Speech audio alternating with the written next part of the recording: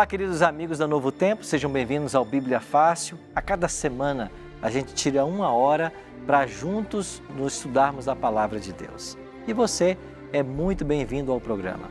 Pegue também sua Bíblia e se junte ao grupo de amigos que vieram aqui de vários estados do Brasil para essa temporada de gravações e, mais uma vez, o tema Os Ensinos de Jesus.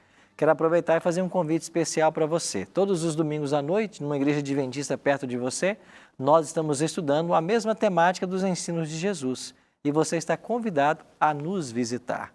Se você não sabe onde encontrar uma igreja perto de você, nós vamos dar um site que vai te ajudar. encontreumaigreja.com.br. Acesse esse site, encontreumaigreja.com.br. Lá você vai ter o endereço de uma igreja mais perto de você e no domingo à noite você poderá estudar a mesma temática que estamos estudando aqui no programa Bíblia Fácil. Por isso, muito obrigado pela sua presença, pela sua companhia nesse programa que procura fazer da Bíblia, o nosso objeto de estudo. Aqui nos estúdios da Novo Tempo em Jacareí, estamos com os amigos já prontos, cada um com sua Bíblia, para estudarmos mais um tema. E o tema que hoje nós vamos estudar, o que Jesus ensinou sobre sua volta, ou seja, a volta de Cristo é o tema que agora nós vamos estudar. A volta de Jesus a essa terra será o maior evento da história humana e nós todos esperamos por esse momento, porque a volta de Cristo será a concretização do plano de Deus.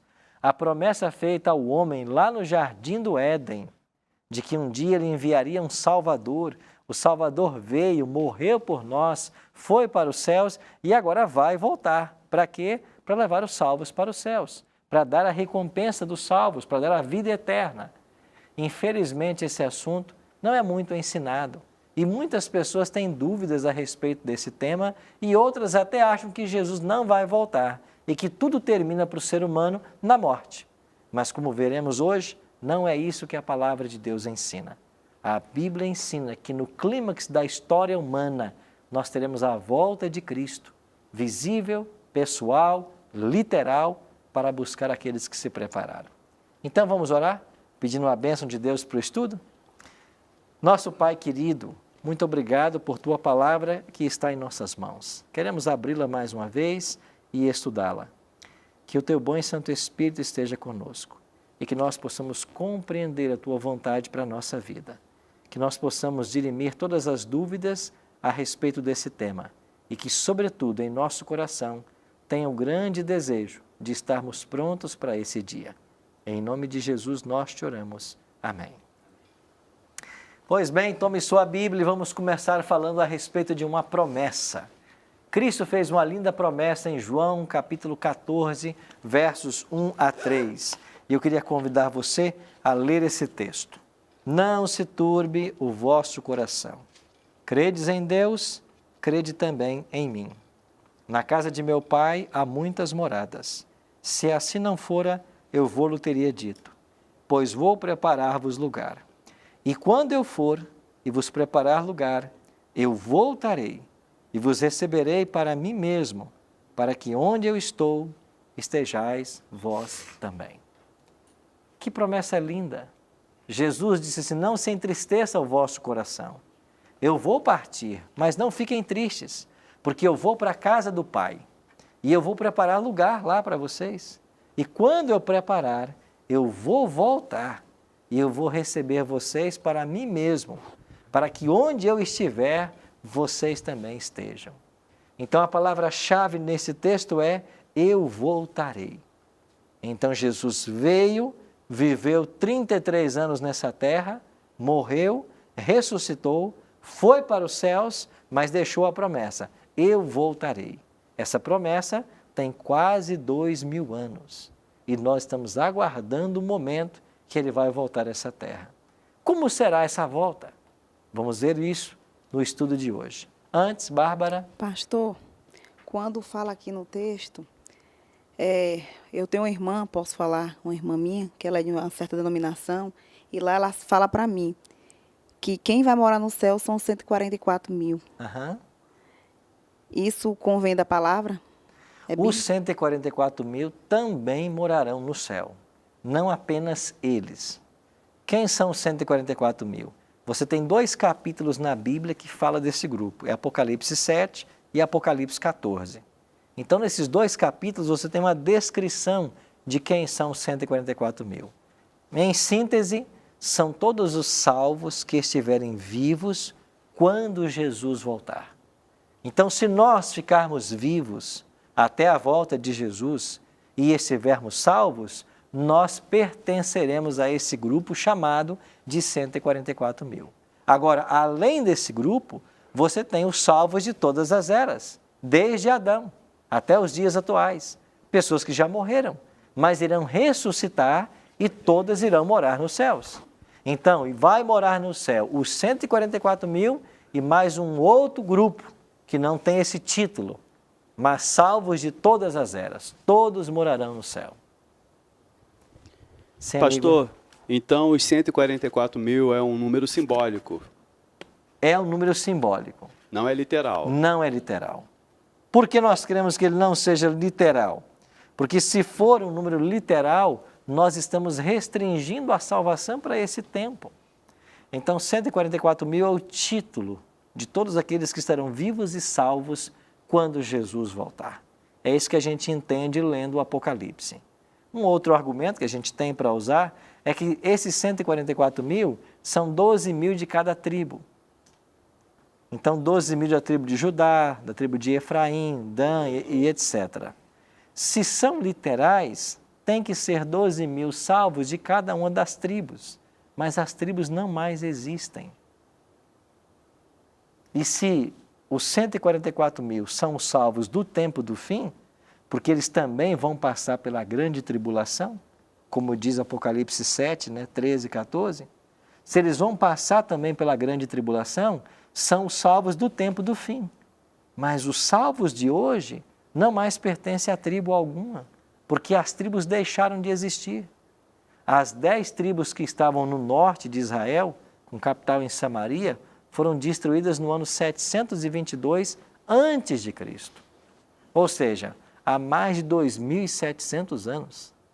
E como que nós pretendemos agora que 12 mil de cada uma dessas tribos esteja vivo agora no tempo do fim para pertencer a esse grupo? Então, esses são os problemas de se pensar no literalismo. É por isso que a gente crê que o número seja simbólico. Obrigado. Ok? Agora vamos ver um detalhe a respeito desta volta de Jesus. Será o maior evento da história humana. Ele voltará nas nuvens dos céus em glória e majestade. Como será essa volta? Vamos ler alguns textos. Primeiro deles, Mateus 24, 27. Porque assim como o relâmpago sai do Oriente e se mostra até no Ocidente, assim há de ser a vinda do Filho do Homem. O que esse texto nos ensina a respeito da volta de Cristo? Ela será visível. Assim como um relâmpago no céu não pode ser escondido, quando ele acontece, todos testemunham, a volta de Cristo não será um evento secreto. Todos verão Jesus voltar. E tem um outro texto que ensina a mesma coisa. Apocalipse capítulo 1, verso 7.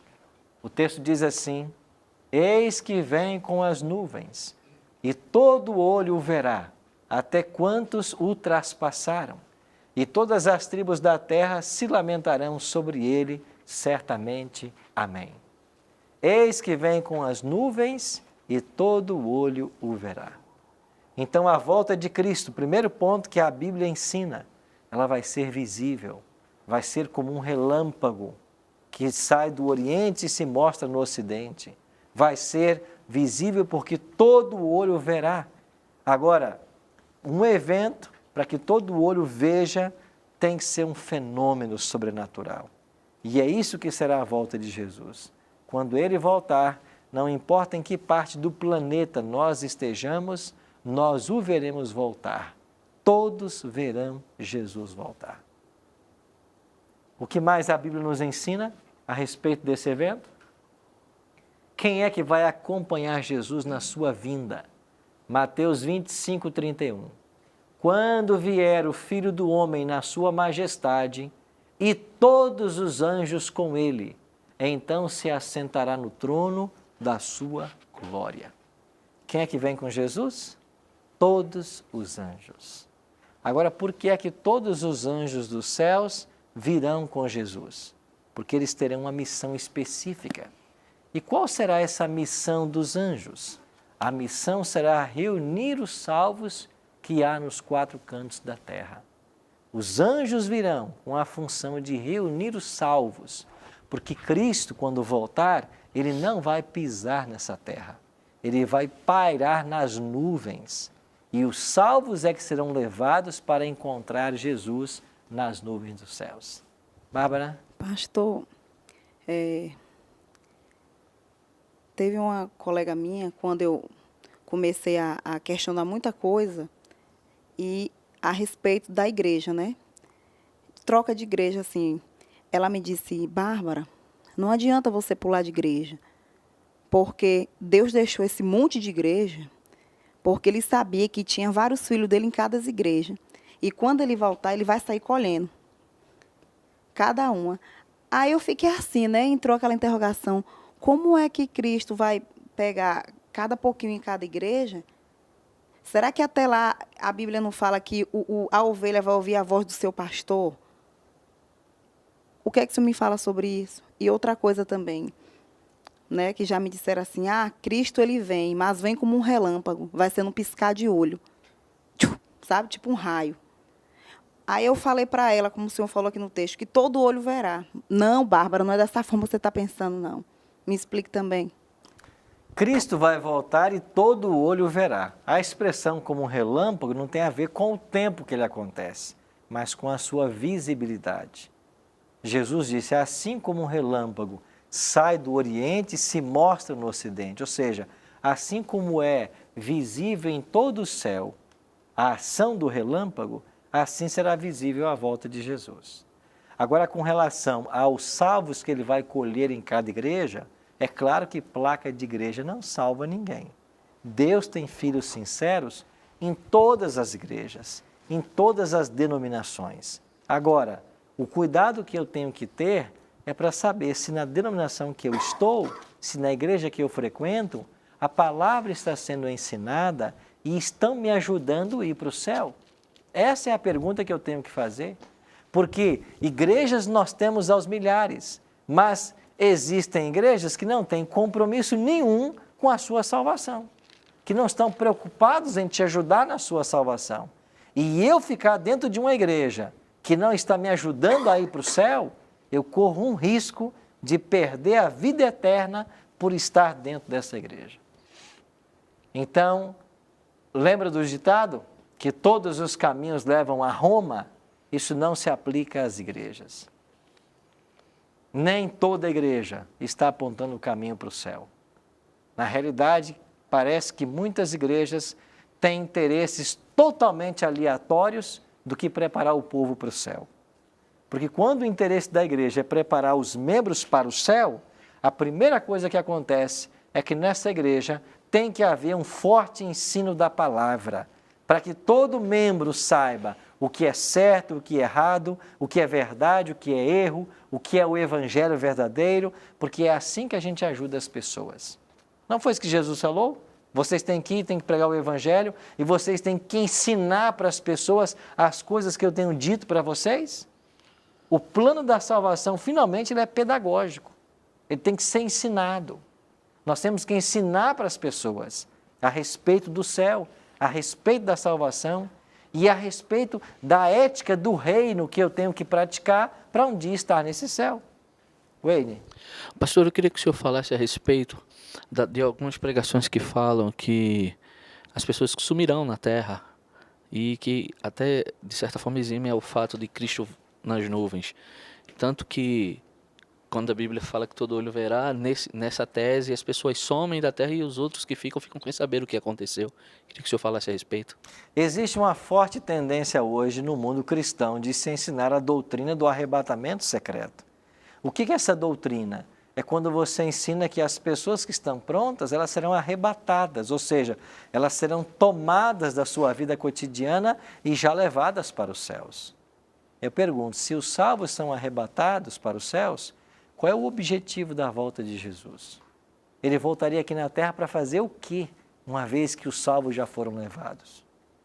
Você já ouviu que às vezes até num carro você encontra uma placa escrita assim, cuidado, a qualquer momento esse carro poderá ficar desgovernado porque o motorista pode ser arrebatado? Com base em que na Bíblia se pensa uma ideia desta? Você não vai estar por aí dirigindo e vai desaparecer? Existe até um filme que foi aí com a participação de vários atores famosos de Hollywood que ensina o arrebatamento secreto, inclusive um piloto de avião que desaparece. Isso não é bíblico, não tem isso na Bíblia. O que você encontra na Bíblia é a volta de Cristo, a recompensa sendo dada quando Ele voltar, os salvos sendo levados para os céus no momento da volta de Jesus, e nós vamos ler vários textos hoje que ensinam justamente isso. Contrariam frontalmente o pensamento de um arrebatamento secreto. Isso não é bíblico. Quer ver o exemplo? Vamos avançar. Para que Jesus volta? Mateus 16, 27. Porque o Filho do Homem há de vir na glória de seu Pai com os seus anjos, e então retribuirá a cada um conforme as suas obras. Quando é que a retribuição vai ser feita? Na volta de Jesus. Se a retribuição, salvação ou perdição, só vai ser dada na volta de Cristo, como que alguém já foi arrebatado antes desse momento? E mais, como que eu posso crer de que uma pessoa quando morre já vai para o céu se ela estiver salva? Não existe recompensa na hora da morte. As pessoas morrem e permanecem mortas. Somente na volta de Cristo é que a recompensa será dada. Isso quer dizer que todas as pessoas que morreram desde Adão, elas estão todas sepultadas, aguardando a volta de Cristo. E todas as que se salvaram, só aí receberão a recompensa. Sim, Pedro? Pastor, é que aí o texto citado fala, retribuirá cada um conforme as suas obras. Então não está falando de salvação, porque é uma espécie de graduação. Não estaria falando de galardão. Tipo, a salvação já foi conquistada por Cristo na cruz. Mas a partir que você retribui alguém pelas suas obras, não pode estar falando da salvação. Você lembra que nós explicamos aqui na lição 2, na segunda semana de estudos, de que nós somos salvos pela graça? Isso é bíblico. Agora, uma vez que a pessoa está salva, o resultado dessa salvação é uma obediência a Deus. A gente obedece não para ser salvo, mas porque foi salvo. Lembra que nós mencionamos também um texto de Mateus, capítulo 25, que quando Jesus voltar, Jesus vai dizer para os salvos, porque eu tive fome, vocês me deram de comer, tive sede, me deram de beber. Ou seja, os salvos praticaram boas obras. Eles não são salvos por causa das obras. Eles são salvos pela graça de Cristo. Mas uma vez salvo, eles praticam as boas obras. E o galardão vai ser dado de acordo com as obras, porque as obras evidenciam quem está salvo e quem está perdido. Então, a retribuição aí não é a salvação. E minha dúvida foi essa. Não. É a recompensa, que pode ser a salvação ou pode ser a condenação. Porque Jesus, quando voltar, ele vem para dar vida eterna ao salvo e vem para destruir o ímpio. Aí a retribuição. E como que ele saberá quem é o salvo e quem é o ímpio? Pelas obras que a pessoa produziu. Foram obras de uma vida de salvo ou foram obras de uma pessoa perdida? Foram os frutos do Espírito ou as obras da carne? Então, as obras, elas não são um caminho para a salvação, mas elas indicam quem está salvo em Cristo ou não. Marcelo. Complementando a pergunta do Pedro, parece que o senhor respondeu ele muito bem, mas me deu a impressão que faltou um pedacinho ali para ele. Parece que a gente aprendeu aqui fora, vamos chegar a dizer assim, na nossa doutrina, que esse galadão é como se fosse assim, uma graduação de soldado para cabo, de cabo para tenente, de tenente. É mais ou menos isso, Pedro? Esse galadão aí, que aí a recompensa aí, de acordo à obra, que eu fui salvo porque da obra, ou é a salvação ou é a condenação. Sim. Não tem mais do que isso. E não nível de recompensa. Não tem esse negócio de... esse aqui vai para esse quarto aqui é mais top, esse aqui é menos top, não tem isso. Não tem esse negócio de bandeira. Sim, exatamente. Entendeu? A ideia aqui do texto é o seguinte, a recompensa vai ser dada Qual é a recompensa do salvo? O salvo, a vida eterna. O salvo ou inferno. Qual é a recompensa do ímpio? É a destruição. Céu ou inferno. Exatamente. Céu ou inferno. Certo? Era isso, Pedro. Só esse esclarecimento, acho que é um pouco disso que foi falado. Essa pregação que fala cada um vai ter um galardão, uma pedra a mais na coroa, o senhor já ouviu falar sobre isso? Sim. Que algumas pessoas, eu queria que o senhor discorresse sobre o assunto. Na realidade, a gente entende que as pessoas, quando chegarem nos céus, os salvos, todas elas foram salvas pela graça de Cristo, certo? Agora, nós podemos ajudar na salvação de outros. E quanto mais você trabalha para ajudar na salvação de outros, mais você opera a sua própria salvação. De fato, não existe nenhum salvo que não tenha se envolvido para ajudar a salvar alguém. Então, eu e você temos esse compromisso. Por isso, tudo aquilo que a gente aprende, a gente tem que levar para outras pessoas também. A dúvida que me pairava era justamente porque, quando se falava, o Cidevaldo vai ter na coroa, ele trabalhou mais que eu, então ele vai ter uma pedra a mais na coroa dele, isso me parece uma competição e eu fico humanamente pensando, que sentimento eu terei ao chegar lá e ver que alguém teve mais pedras que eu, demonstrando para todos que trabalhou mais que eu, e isso, assim, humanamente falando, me traz esse tipo de dúvida. Quando chegarmos no céu, não haverá essa preocupação. Até porque a promessa para os salvos é a coroa da vida eterna. Todos os salvos receberão a coroa, que é um símbolo da vitória. Agora, no céu haverá algum tipo de gradação entre os salvos? Graduação, não sei se é esse o termo certo. Haverá sim. Se você for para Apocalipse, capítulo 14, versos 4 e 5, você vai perceber que os 144 mil, esses salvos do tempo do fim, eles serão uma comitiva especial de Cristo. E aonde o Cordeiro for, diz o Apocalipse, eles estarão com ele.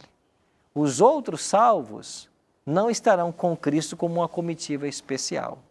É um tipo de graduação? Parece-me que sim. Mas só que no céu não haverá o sentimento que nós temos hoje. Aqui na terra, o nosso sentimento está permeado com o pecado.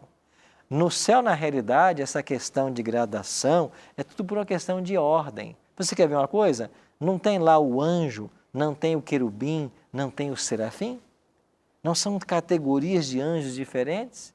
E quem diz que um é melhor que o outro? Cada um tem a sua função, cada um tem a sua atribuição. Na própria divindade isso não acontece? Você tem Deus o Pai que envia, Deus o Filho que é enviado e o Espírito que é o Consolador?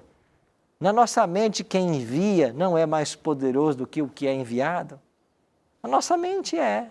Só que no céu as coisas não são como na terra. E quando lá chegarmos, será tudo diferente, porque o pecado não mais existirá. A segunda é a seguinte, pastor. Se fala muito, né, dos salvos e dos perdidos, e uma dúvida que sempre permeia é a seguinte: o cara está no céu e vê algum familiar dele, né, que foi julgado, e depois, após julgamento, alguém no céu vai saber o que é que aconteceu, porque o meu irmão, o meu pai, seja lá quem for, ficou perdido. Como seria isso? Vamos olhar para uns textos da Bíblia no próximo bloco e nós vamos entender o que vai acontecer com salvos e perdidos após a volta de Cristo e como isso será resolvido. Não sai daí, a gente volta em alguns instantes.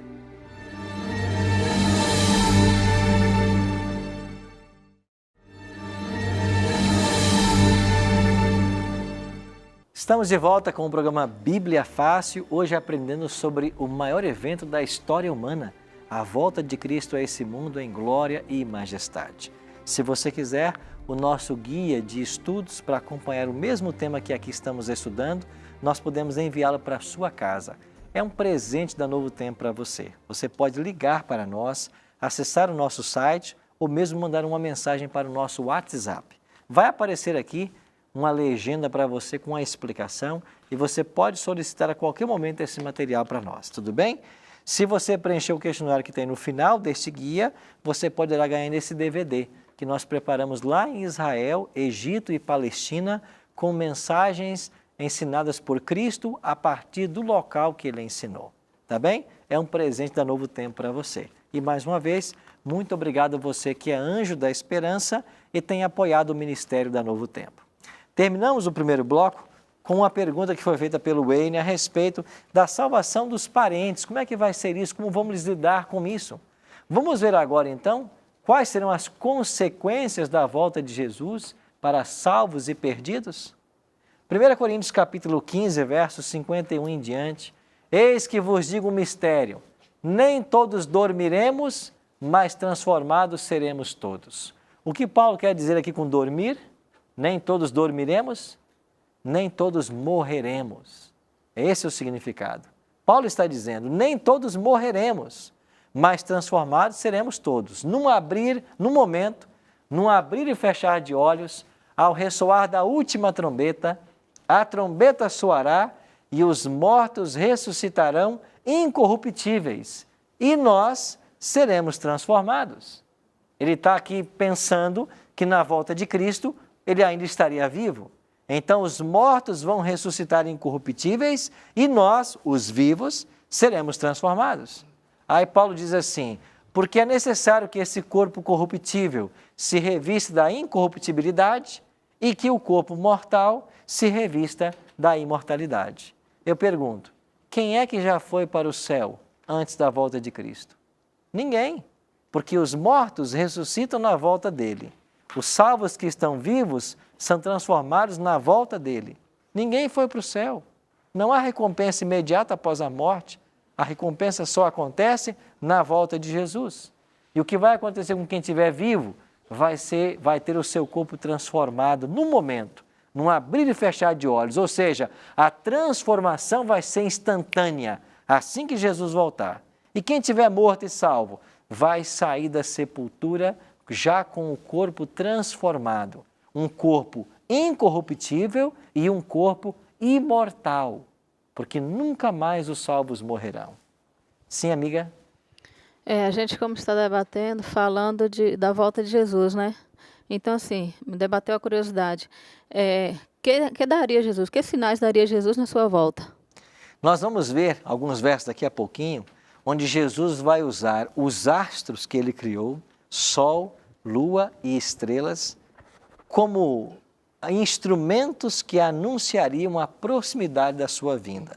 Além disso, nós vamos encontrar aqui na Bíblia, e vamos ler alguns textos hoje, que falam de outros acontecimentos no nosso planeta que mostrariam que a volta dele estariam às portas. Já já vou apresentar esses textos para vocês.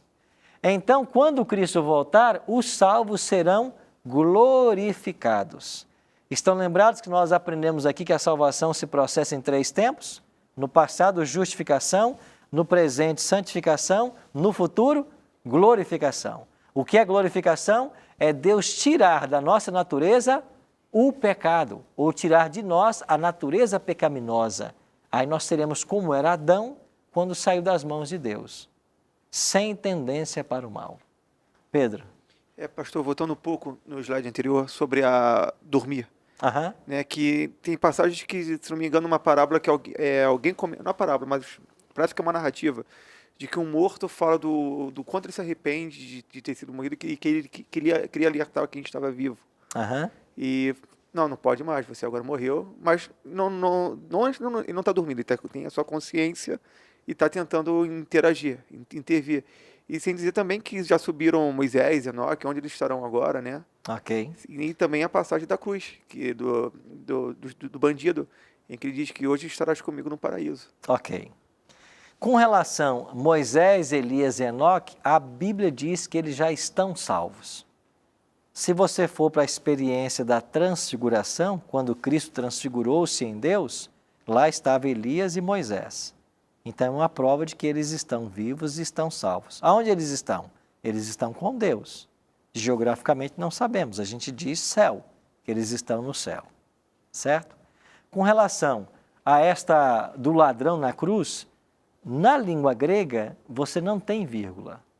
Então eu não posso dizer que o texto é assim, em verdade te digo hoje, vírgula, estarás comigo no paraíso, ou que o texto diga, em verdade te digo, vírgula, hoje estarás comigo no paraíso. Eu não posso me pautar por uma vírgula, porque na língua grega nós não temos essa vírgula. Eu tenho que entender essa expressão de Cristo à luz do contexto geral da Bíblia. Então, quem diz que o ladrão foi para o céu naquele dia tem um problema, porque nem Jesus foi para o céu na sexta-feira. Jesus morreu na sexta, passou o sábado na sepultura e ressuscitou domingo pela manhã. Tem uma passagem que diz que ainda não estive com o Pai. Ele disse para a mulher, que não estivesse no paraíso. Lembra que ele disse para a mulher que veio tocá-lo, mulher, não me toques, porque ainda não fui ao Pai. Mas o Pai e o paraíso, eu sempre aprendi que onde está o Pai o e Pai o paraíso está no céu. São dois lugares distintos. Não, o Pai está no céu. Você não vai ter essa expressão paraíso, né? Você tem na Bíblia a expressão céu. Quando ele fala com o bandido, com o ladrão, hoje mesmo estarás comigo no reino. No reino, certo? Então, estar onde estarão um dia os salvos. Mas Cristo não foi na sexta-feira. Ele ficou aqui. Ele foi crucificado. Depois ele foi sepultado. Ele passou o sábado no sepulcro. E no domingo disse para aquela mulher, eu ainda não subi ao Pai. Então, quem diz que o ladrão foi para o céu na sexta-feira, tem problemas, porque nem Jesus foi. Logo, Jesus não quis dizer para ele que você vai estar comigo hoje. O que Jesus quis dizer? Em verdade eu te digo hoje, você vai estar comigo no paraíso. Eu vou te afirmar uma verdade agora. Você vai estar comigo no paraíso. Mesmo porque, pelo raciocínio da Bíblia, se fosse o caso, Jesus estaria mentindo. Claro, Jesus estaria mentindo para ele. Contudo, ele também nunca usou essa construção em nenhum momento da Bíblia. Em nenhum momento. Mas quando você tem um texto difícil, ele se esclarece à luz dos outros textos da Bíblia. Então, usa-se os textos fáceis para interpretar o texto difícil. Okay. Com relação à parábola que você está mencionando, foi uma parábola contada por Cristo a respeito de Rico e Lázaro. O rico se perdeu e o Lázaro, que era o mendigo, se salvou. E depois eles começam a conversar e um está no céu e o outro no inferno. E o rico está arrependido porque se perdeu e agora pede para voltar. Ali é uma parábola. Eu não posso pegar uma parábola e fazer dela uma doutrina. É apenas uma ilustração para mostrar que a nação judaica, representada por aquele rico, estava menosprezando os pobres. E que os pobres teriam primazia no reino de Deus ao invés da nação judaica. Então, há uma ilustração, há uma verdade por detrás da ilustração. E a gente não toma isso em literal. Porque se você tomar isso em literal, você vai ter que aceitar que céu e inferno divisam. E que quem está no céu vê quem está no inferno e vice-versa. Isso não cabe na Bíblia Sagrada. Okay. Só uma última dúvida sobre a glorificação, que eu aprendi que, na verdade, o corpo de Jesus, quando ele volta dos mortos, no corpo glorificado, não é mais o corpo adêmico. É uma outra espécie que se perpetuará. E todos nós, quando tivemos esse corpo glorificado, Jesus foi o primeiro deste, não Adão. Jesus teve o seu corpo glorificado, ele ressuscitou já com o corpo glorificado, mas continua tendo o seu corpo, é o mesmo corpo. Nós, os salvos, todos os salvos, eles vão ressuscitar ou serão transformados, é o mesmo corpo. O ser glorificado é que ele deixa de ser corruptível e deixa de ser mortal. Mas não é outro corpo, é o mesmo corpo que é renovado por Deus. Okay. Sim, querido. Pastor, até pegando um gancho aí no que o Pedro falou, ele citou essas questões e o pastor acabou mencionando aí Enoque, Elias e Moisés. Enoque, Elias e Elias, nós temos a narrativa clara na Bíblia de que eles não passaram pela morte. Certo. Mas Moisés morreu. A gente vê, Deuteronômio capítulo 34 narra a morte de Moisés. E lá Judas vai confirmar quando fala até que Satanás estava contendendo. Disputava o corpo de Moisés. Então havia um corpo de um morto. É verdade. Se os salvos que morreram não foram para o céu porque estão aguardando a volta de Jesus para serem transformados, como que nós podemos, à luz da Bíblia e com o contexto, pegando outros textos, como que nós podemos explicar Moisés morto no céu? Moisés morreu, certo? Deus o sepultou. Por isso a sepultura dele nunca foi encontrada, porque o próprio Deus o sepultou. Só que depois Moisés vai aparecer lá no Monte da Transfiguração, conversando com Cristo. Se Moisés está conversando com Cristo, é lógico que Moisés ressuscitou. Porque a Bíblia não fala de morto com consciência. Ao contrário, em toda a Bíblia, o morto é um estado de inconsciência. como ensina Eclesiastes 9, 5 e 6, etc. Então, Moisés foi ressuscitado por Deus. Então, você tem algumas exceções de pessoas que Deus mesmo já ressuscitou e já levou para o céu. Não só Moisés. Você está lembrado que na hora da morte de Cristo e depois na ressurreição dele, muitos santos que dormiam também ressuscitaram? Eles então, ressuscitaram. Esses santos já estão no céu também? Já estão no céu. Eles ressuscitaram, apareceram para muitos em Jerusalém, deram testemunho da ressurreição de Cristo e certamente foram para os céus. Porque aqui eles não ficaram, para a terra eles não voltaram. Porque se Deus os ressuscitou, certamente já os ressuscitou glorificados. Então é possível afirmar que Lázaro também já foi para o céu? Qual Lázaro? Lázaro que Jesus chamou para fora? Não. Não? Porque ele é chamado para fora, é ressuscitado, e em algum momento da vida dele vai morrer de novo. Então há uma ressurreição especial aí entre a de Lázaro e os outros que ressurgiram na morte de Jesus? Claro, E você tem sim. Nós não temos os nomes dessas pessoas. Você quer ver o texto? Abra sua Bíblia em Mateus, capítulo 27. Nós não temos os nomes de quem são eles. Mas não, olha o eu que sei diz, que há essa narrativa. não é? Então você tem em Mateus, capítulo 27, podemos ler desde os 50. Jesus, clamando outra vez com grande voz, entregou o Espírito. Aqui Jesus morre. E eis que o véu do santuário rasgou em duas partes, de alto a baixo, tremeu a terra, fenderam-se as rochas, abriram-se os sepulcros, e muitos corpos de santos que dormiam ressuscitaram. Saindo dos sepulcros depois da ressurreição de Jesus, entraram na cidade santa e apareceram a muitos. Então, aqui nós temos um caso de ressurreição especial, que foge à ressurreição geral. E não é este o único caso.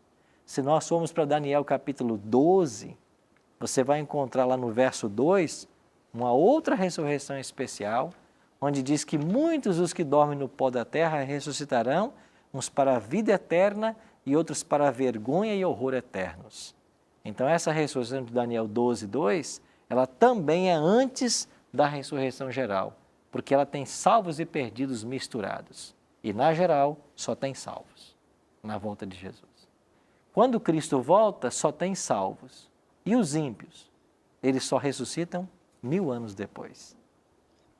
Mas aí Daniel, ele poderia já estar falando no mesmo texto dessas duas ressurreições, assim como Jesus mesmo, ele faz citação de Daniel falando que no último dia muitos também ressurgirão para a vida eterna e outros para a condenação eterna. Poderia, se o Cristo não tivesse dito também dessa ressurreição especial. Jesus, quando estava sendo julgado, ele disse para aqueles que o julgavam, em verdade vos digo que vocês verão o Filho do Homem vindo sobre as nuvens dos céus. Mas espera aí, se quando ele voltar só salvo ressuscita, quem são esses aí então? São os ímpios de uma ressurreição especial de Daniel 12, 2. E se você for para Apocalipse 1, 7... Os que trespassaram. Lá vai dizer que até aqueles que mataram a Cristo também ressuscitarão. Só que Apocalipse 20, verso 4, diz que os restantes dos mortos, que são os ímpios, eles só ressuscitam 1000 anos depois da volta de Jesus. Então você tem uma ressurreição especial, um pouco antes da volta de Cristo, onde tem salvos e perdidos, e você tem uma ressurreição geral de salvos na volta de Jesus, e você tem 1000 anos depois uma ressurreição geral de perdidos. Não sei se você conseguiu Consegui. entender. A grande questão é que ainda fica uma lacuna de qual o objetivo dos perdidos ressurgirem para olhar Jesus e serem fulminados de novo. Eu entendo que Jesus diz o seguinte, vocês estão tendo o privilégio, tiveram conhecimento do Evangelho, chegou até vocês, o convite foi feito, mas vocês estão crucificando o Filho de Deus. Então vocês verão esse Filho voltar. Essa covardia com que vocês estão tratando o Filho de Deus, vocês vão testemunhar com os olhos que esse que vocês estão cuspindo, batendo, esse é o Filho que veio salvar vocês. Vocês estão rejeitando o maior dom dos céus. Esses que pregaram a Cristo, o fizeram com zombaria. Ninguém estava ali para cumprir apenas uma obrigação, eles estavam tendo prazer na morte de Cristo. E eles o crucificaram com zombaria. É por isso que eles vão ressuscitar.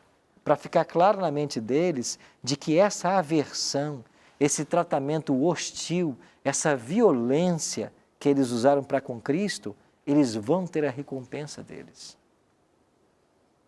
Foi muita insensibilidade.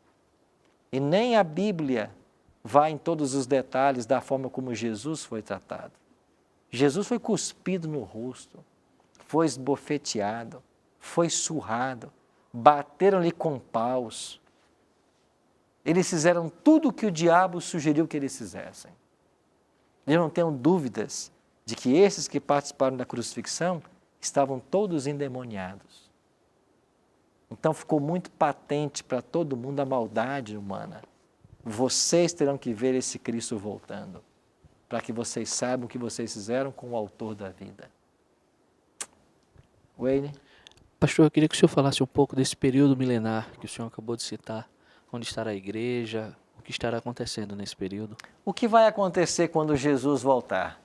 Os salvos, eles vão ressuscitar, os salvos mortos ressuscitam, os salvos vivos são transformados e todos vão com Cristo para os céus. O que vai acontecer com os ímpios que estiverem vivos? Paulo diz assim: então será de fato revelado o iníquo, a quem o Senhor Jesus matará com o sopro de sua boca e o destruirá pela manifestação da sua vinda. Então, todo ímpio que estiver vivo, Paulo diz que vai morrer na volta de Jesus, com a manifestação da vinda dele. Então, os salvos vão todos para os céus com Cristo e os ímpios estão mortos. Agora vão se passar 1000 anos, segundo o Apocalipse, capítulo 20. Durante esses 1000 anos, não vai ter ser humano sobre a face da terra. O profeta Jeremias contemplou uma visão e ele diz: eis que vi a terra sem forma, vazia, não haviam obras humanas sobre a terra. A terra vai ficar desolada e vazia num período de 1000 anos. Os salvos nos céus, os ímpios mortos e o diabo e seus anjos vagueando por essa terra, presos por 1000 anos. Aí depois de passarem os 1000 anos, o que é que vai acontecer? Jesus falou assim: não vos maravilheis disto, porque vem a hora em que todos os que se acham nos túmulos ouvirão a sua voz e sairão. Os que tiverem feito bem para a ressurreição da vida e os que tiverem praticado o mal para a ressurreição do juízo. Então, Cristo falou de 2 ressurreições. Agora, Apocalipse 20, verso 5 diz: os restantes dos mortos não reviveram, até que se completassem os 1000 anos. Esta é a primeira ressurreição. Então, durante o milênio, a terra vai estar desabitada, apenas aqui com o diabo e seus anjos. Aquela tese do 1000 anos de paz, 1000 anos de guerra, que eu já ouvi falar muito. Claro, 1000 anos de paz, os salvos estarão nos céus, vivendo essa paz. Aqui na terra não vai haver guerra, porque o diabo já tem todos os demônios do lado dele. Não tem com quem guerrear. Agora, terminado os 1000 anos, os ímpios todos ressuscitarão. Todos os ímpios. E para que é que os ímpios vão ressuscitar? Para reconhecer que eles rejeitaram o maior dom que o céu podia oferecer, a vida eterna. Só que o diabo ainda vai convencer aos ímpios de que eles podem invadir a cidade santa que desceu dos céus. A cidade santa vai descer dos céus, com os salvos dentro dela, segundo o Apocalipse 21, verso 9. E quando a cidade santa pousar nessa terra, o Satanás vai convencer os ímpios a invadir essa cidade. E Apocalipse 20, versos 7, 8 e 9 diz assim: que eles marcharam então pela superfície da terra, sitiaram o acampamento dos santos. Mas nesse momento que eles sitiam o acampamento dos santos, desce fogo dos céus e destrói os ímpios para todo sempre. Aí pecado e pecadores nunca mais existirão. E esse mesmo fogo que vai destruir os ímpios depois do milênio, vai purificar esse planeta e aqui será a eterna morada dos salvos. Sim, amigo? Não sei se dá tempo ainda, né? Mas já que o irmão está me dando essa oportunidade, há pouco o pastor citou aí 2 Tessalonicenses, capítulo 2, versículo 8, né? Para poder afirmar que os ímpios serão exterminados, os ímpios vivos, na volta de Jesus, serão exterminados pelo esplendor da glória de Cristo, até uma expressão que o apóstolo usa aqui, né? Pela manifestação da vinda de Cristo. Mas aqui, pelo menos no texto em português, talvez o pastor possa nos trazer à luz, parece que está falando de uma pessoa e não do coletivo, porque fala o iníquo. Então, o iníquo aqui seria também uma palavra simbólica para representar todos os ímpios vivos na volta de Cristo? Ele pode ser associado primeiro ao homem da iniquidade, porque quando você pega o versículo 1, você vê claramente que Paulo está falando da segunda vinda de Jesus. Não é isso? Irmãos, não quero que sejais ignorantes, não é isso? Isso. Então, Paulo está falando da volta de Cristo. No verso 3, ele vai fazer menção, depois no verso 7, ele vai fazer menção ao homem do pecado, o filho da perdição. Esse iníquo, ele não só será destruído na volta de Cristo, não completamente, porque você tem aí o juízo eterno 1000 anos depois, mas nesse momento há sim uma destruição, e por isso a gente aplica aos ímpios. Porque se a destruição final de Satanás se dará lá em Apocalipse 20, 7 a 9, pós-milênio, então esse iníquo aí tem a ver com os pecadores também. Agora, se você quiser um outro texto, podemos pegar Apocalipse 6. E se você for para o versículo 14 em diante, lá vai dizer que quando o sexto selo for aberto, e aí temos cenas do céu se abrindo, se enrolando como um pergaminho, os montes irem sendo movidos dos seus lugares, aí você vai ter o ímpio pedindo às rochas que caiam sobre eles e os sepultem, porque é melhor morrer do que ver a glória desse Cristo que volta. Então a Bíblia ensina que todo ímpio que estiver vivo, ele é morto na volta de Jesus. Ok. Certo? E o que vai acontecer então? Jesus falou assim em Lucas 21, haverá sinais no sol, na lua, nas estrelas, sobre a terra, angústia entre as nações, em perplexidade por causa do bramido do mar e das ondas. Haverá homens que desmaiarão de terror pela expectativa das coisas que sobrevirão ao mundo, pois os poderes do céu serão abalados. E o que nós estamos vendo hoje é justamente isso. Sinais no sol, na lua, nas estrelas. Nós tivemos esses sinais já cumpridos na história. O escurecimento do sol, a lua vermelha como sangue, 1780, queda das estrelas em 1833, a perplexidade que toma conta do nosso planeta, a violência que é sem fim, ou seja, a maldade humana está atingindo limites jamais vistos. E tudo isso são anúncios de que Jesus logo voltará. Agora, nós não sabemos o dia e nem a hora. Isso não ficou revelado para nós. Mas esses sinais, como placas na beira de uma estrada, anunciam que cada vez está mais perto a chegada do nosso destino. E o nosso grande desafio hoje é fazer da volta de Cristo o principal motivo da nossa existência e nos preparar para isso. Porque quer eu queira, quer não, Jesus vai voltar. A gente pode não concordar, pode não aceitar, pode não crer, mas Ele vai voltar. E Ele volta para quê? Para dar recompensa para os salvos e trazer a condenação para os perdidos. E eu e você vamos estar de um lado ou outro. O que é que vai determinar de que lado nós vamos estar? É o que hoje eu faço com a minha vida. É se eu entrego minha vida a Cristo, se Ele é o Senhor da minha vida, se Ele que está dirigindo a minha vida. É isso que vai fazer a diferença. É por isso que Jesus falou assim, ninguém pode servir a dois senhores. Ou você ama um, ou você ama outro. Ninguém pode servir a dois. Nós não podemos ter um coração dividido. Nosso coração tem que ser inteiramente de Cristo.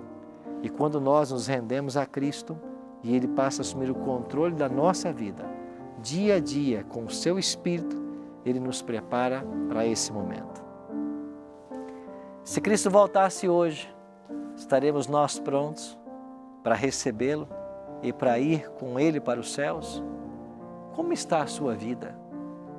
Eu queria que você pensasse nisso enquanto ouviremos agora essa música.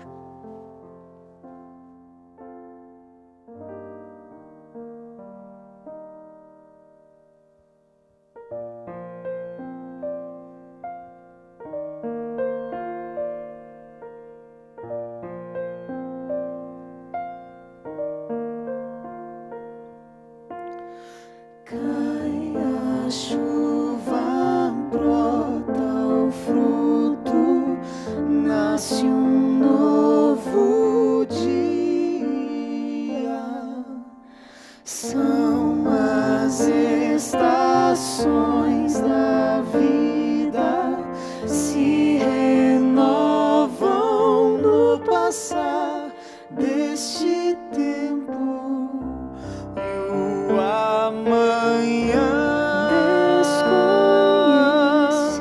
será melhor, será possível, mistérios que não foram revelados.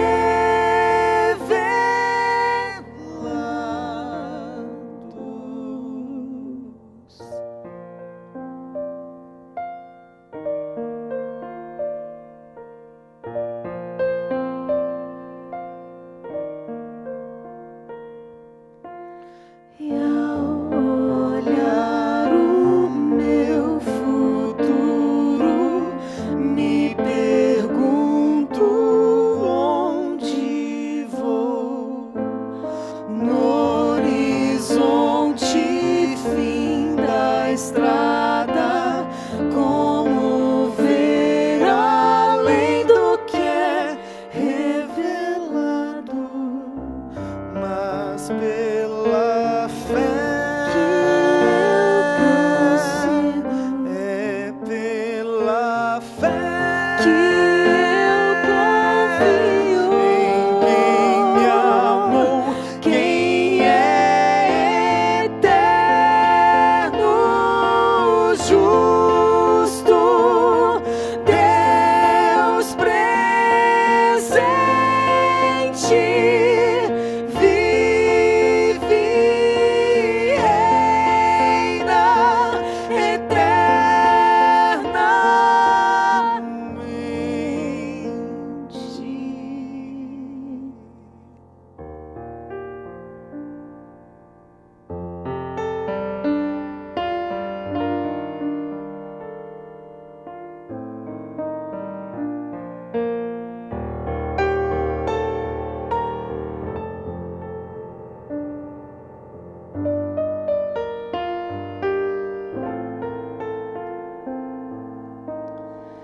E ao eterno eu entrego o que ainda vou viver neste tempo, nestes passos, ando em paz, seguro, firme em seus braços.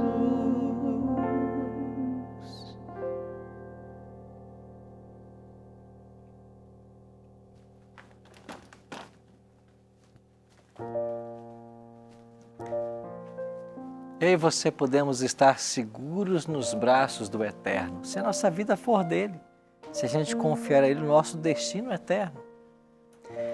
Hoje eu e você podemos fazer uma escolha. Nós podemos focar na volta de Cristo e colocar isso como grande objetivo da nossa vida. Ou a gente pode ignorar essa doutrina, essa verdade bíblica, apresentada em mais de 300 textos na Bíblia Sagrada. Agora, eu e você um dia vamos nos deparar com esse evento.